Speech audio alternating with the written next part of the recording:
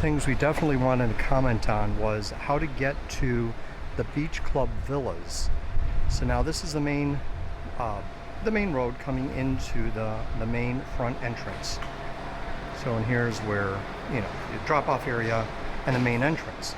But if you come around this way, there is a walkway right here. And again, you've got, I mean, basically you could just drop off right here. And then the Beach Club Villas are right here. So if you go down this path right here and continue right past this little gazebo, you have the entrance to the Club Villas, Beach Club Villas, right there. And so this will actually get you right into the Villas building, and you can avoid going into the main entrance and the main part of the hotel, the main lobby of the hotel. Now the other thing too is just the way this is landscaped and this courtyard area. Not only is it really pretty, but it smells really good. I'm not sure what the trees are or flowers that are in the area, but it smells really, really good. Love the way the rooms are designed and the exterior decor. And of course, I love the little Ariel or Little Mermaid statue right here. And again, this leads right up to the entrance to the Beach Club Villas.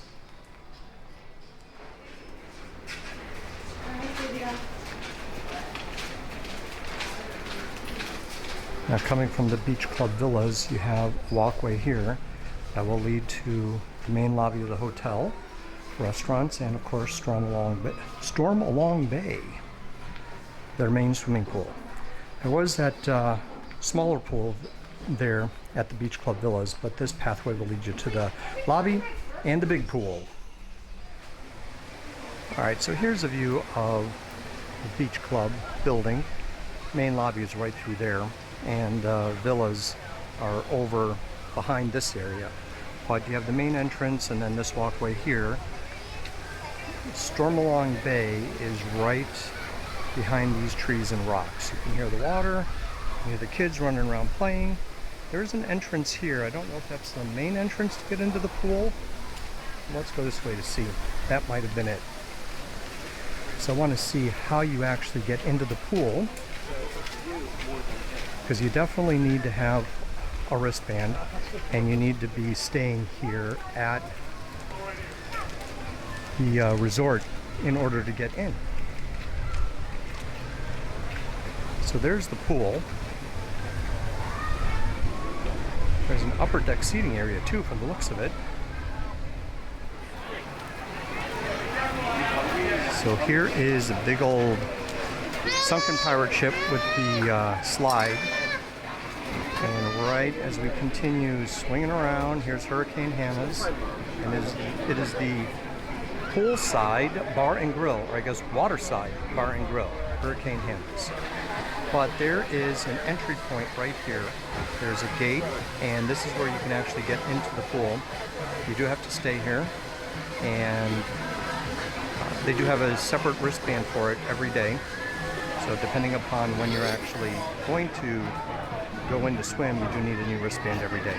They're open until 10 each night, but they usually allow the last guests in at 9 or 9:30.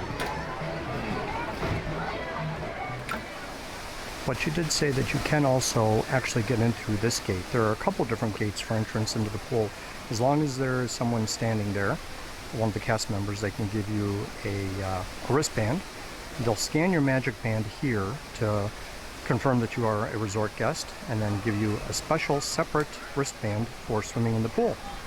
And this gate is right off of the path from the main lobby building or the main hotel building, and here is that path again.